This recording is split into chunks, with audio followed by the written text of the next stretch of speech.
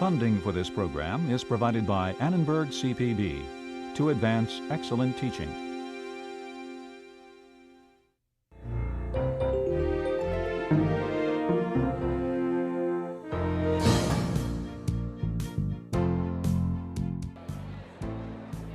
July 31st, 2000, 323 men and women who'd never taught before accepted a challenge: become teachers in some of New York City's toughest public schools. And after only 1 month of training, they did. 12 of the so-called teaching fellows were assigned to PS25 in Brooklyn. It's a K-8 school with 350 students. It's also one of the city's lowest performing, highest need schools. The attitudes and feelings of the teaching fellows changed as the year passed. Dana Goldberg taught 2nd grade. My hope is to make a difference.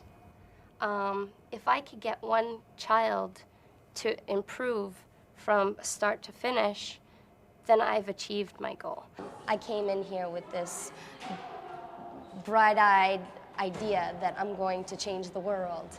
And quickly I realized that I can't change the world. Leave your signs here. Renee Kaysen taught 4th grade. I'm an idealist and I always want to change things. Like, okay, these kids don't learn, let's see what we can do. Let's make it interesting for them. Not to be negative, but this year, I don't see that much Maybe I'm clouded, but this has not been a positive experience for me. It's been a growing experience where I've had to grow up and see what reality is about. And yes, I tried out teaching, and it doesn't look like this is something I really want to stay with. You could probably answer some of the questions on the first page. Jack Nastasi taught 6th grade. I would love to be that teacher that someone talks about and says, you know, this guy made a difference in my life. I think that would be like the greatest reward possible. Certain things surprise me, just particular instances, but it's not like I came in with this mask on that I had no clue what it was like in a public school, and you know, I didn't have all these illusions. I didn't have them. Of the original 323 teaching fellows, about 40 left the program, including Megan Sutherland, who left PS25 to write for a magazine. Scott Smith stayed in the Teaching Fellows program but went to teach at another school. Public schools in New York City remained open until June 27th, and as the year wound down, the rookie teachers faced the challenge of trying to hold their students' attention. Renee Kaysen took her 4th graders on a field trip to the zoo. All right, we're ready. We're calm. Students in Janice Wright's and Sarah Costello's 5th grade classes created newspapers. I corrected your TV review, okay? This is about a meat market that spread a disease from the cows. And Jack Nastasi entertained his 6th graders with what he called modern-day fables. What if, when the kid was growing up, his dad used to always drink a lot of beer?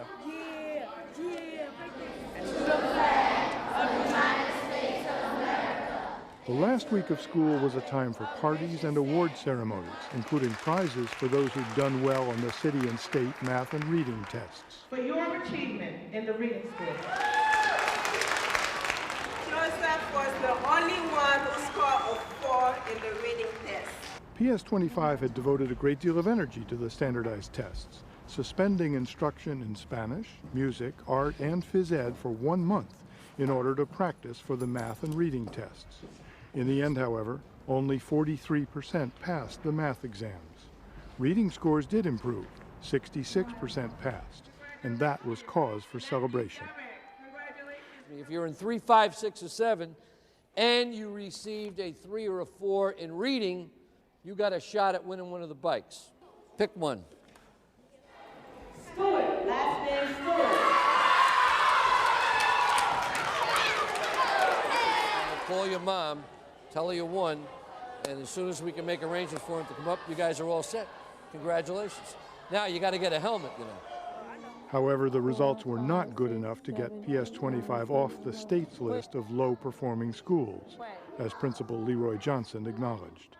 It's focusing on the areas where kids need to improve, particularly in the skill areas of mathematics, computation, number theory, algebra, patterns. And we need to look at that and look at the data from this past year's test and use that information to inform our instructional practice next year.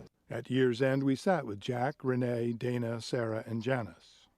At the beginning of this project, you all had, I want to say, romantic sense of teaching. Things have changed. I thought that if I was able to just forge relationships with these children, that I'd be able to teach them anything. But there's so much more outside of that that you need to be able to do. But still, at the core of it, after all is said and done with the paperwork and the administration, you still have to build a relationship with the child to teach them. How about for you, Renee? What are you feeling? I'm happy it's over.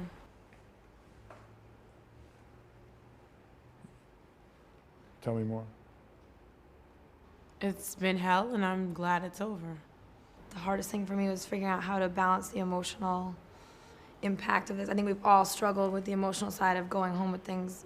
It doesn't just stay in the classroom. You know, the problems that these kids face are very real, and they go home with you as well. And it took over, I think, a lot of our lives for a while. I think we finally figured out how to balance it, where it's not like we're ignoring it, but I'm able to balance that better with my own life and with my job here as a teacher, as opposed to a mother, counselor, sister type figure. I mean, constantly. That has been the hardest thing for me, but I think I finally figured it out. Are you surprised you made it in any way? No. You knew you were going to make it? Yeah, sure. Yeah, sure. I wasn't I don't know. I never looked at this like, will I make it? I didn't sign on to try and make it. Like, if I figured when I started, I'm definitely gonna finish it. There was never any question in my head if I would make it or not. Any advice for Harold Levy, the New York City school chancellor, the man who set up the program? How should it be done differently? Come visit unannounced. Come visit unannounced. Unannounced, because if they know that he's coming, they're gonna paint the walls and paint everything over. And this guy's coming, and he's important, and be good. And that's the kind of announcements we get. Unannounced visits. And Sarah? I think he also needs to get feedback from the fellows from this year, because he put us out here to be the eyes and ears and think out of the box, but it does us no good if you have 300 and something people in the classroom if you're not going to ask what their experience was, how it worked, what didn't work, what should be different. I mean, it does us no good to be in here. Like, I feel like we're just filling spots if he doesn't want to hear what we went through this year, and you try to communicate with him, and there's no way to do it. But what's it feel like? It's just, school's over, basically. What are you feeling? It's a lot of mix of emotions, and you don't know how to feel. It's relief that we made it through. Finally, we have some time for ourselves. It's sadness because we're leaving these kids. You could say something if you raise your hand, and I call on you. It's happiness because I can't imagine waking up I don't know what I would have to do if I had to do this another month. But at the same time, I don't know what I'm going to do not doing it. I'm sad. I didn't think I'd be sad, but now I'm sad all of a sudden. Just because I'll probably miss them over the summer, the kids. Well, you had the toughest year. I'm trying to I want to finish my 2-year commitment. Do you want to be here? Not particularly.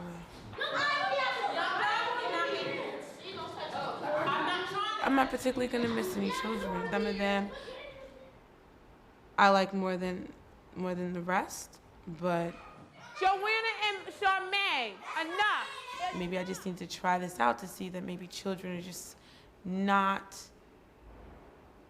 human beings I want to be around right now. Principal Leroy Johnson and Assistant Principal Jim Flannery provided thumbnail sketches of the 5 teaching fellows, beginning with Dana Goldberg. Superb. I think she really caught on to what she had to do. Oh my goodness, you are the smartest 2nd grade class in this whole school. She absolutely amazes me.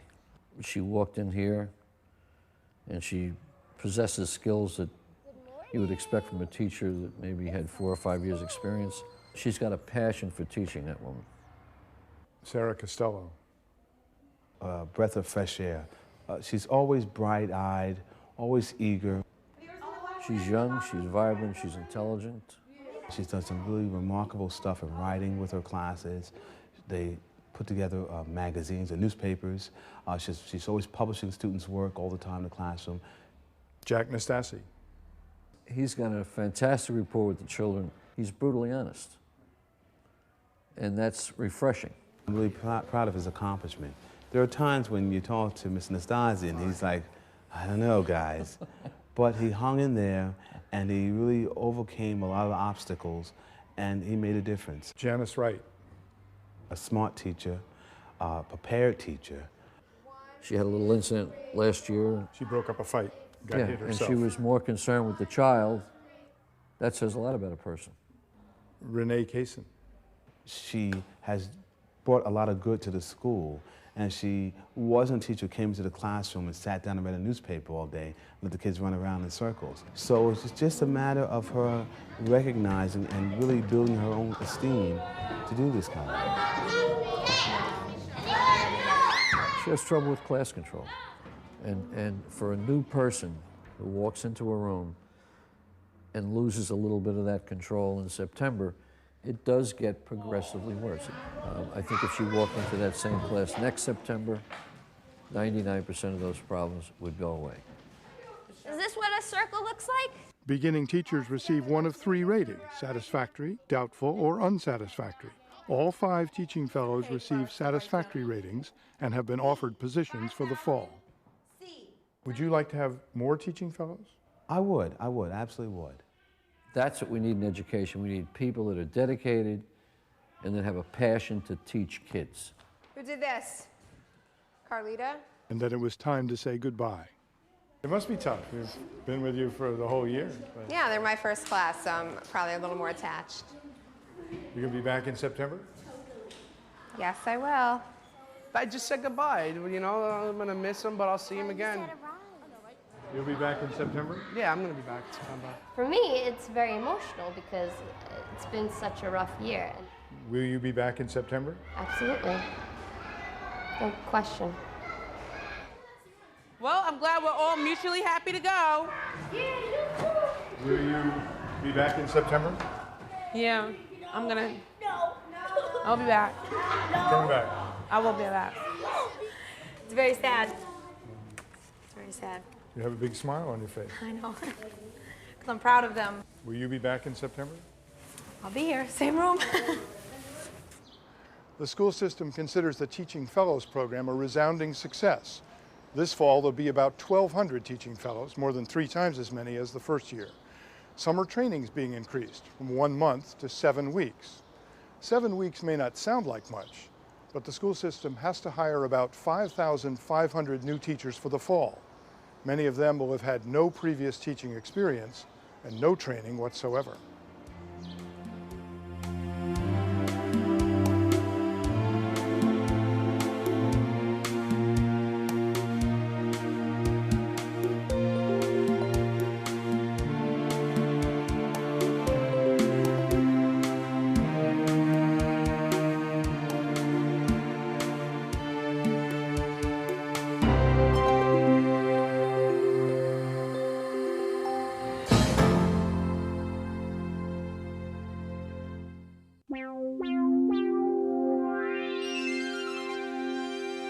Funding for this program is provided by Annenberg CPB to advance excellent teaching.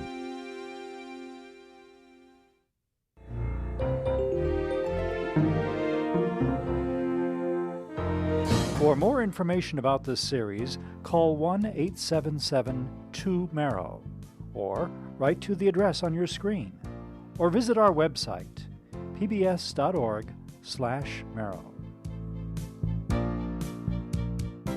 For information about this and other Annenberg CPB programs, call 1-800-LEARNER and visit us at www.learner.org.